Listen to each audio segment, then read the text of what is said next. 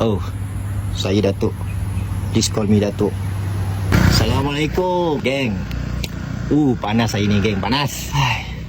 Aku nak share satu cerita lah, geng. Pernah tak korang dapat order hantar rumah besar-besar, rumah orang kaya lah, yang ada pangkat tu semua kan? Jadi aku nak cerita, tadi aku dapat satu order. Aku ambil order dia, aku pergi hantar. Bagusnya dia ni, bila aku sampai, dia dah standby. Dia standby depan pagar. Okay lah, aku fikir Alhamdulillah, settle cepat, senang kerja kan. So aku berhentilah depan dia. Depan dia aku ambil makanan dia, aku bagilah dekat tangan dia. So bila aku dah bagi tu, aku cakap lah, terima kasih tuan. So biasa bila kita dah cakap terima kasih, kita akan dapat balasan sama-sama.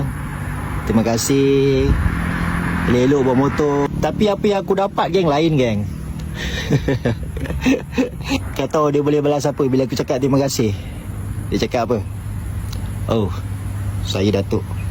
Please call me Datuk.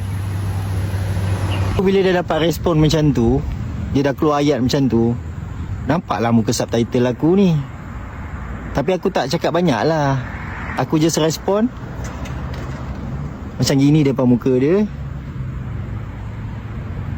Aku masuk gear, aku belah. Kemana nak layan? Atas motor aku menung, geng. Apa benda tadi? Aku hantar makan tau. Aku bukan datang jumpa kau nak bentang proposal juta-juta. Tak, bukan. Apa benda tadi? Selalulah juga aku jumpa datuk-datuk, Tan Sri attend diorang.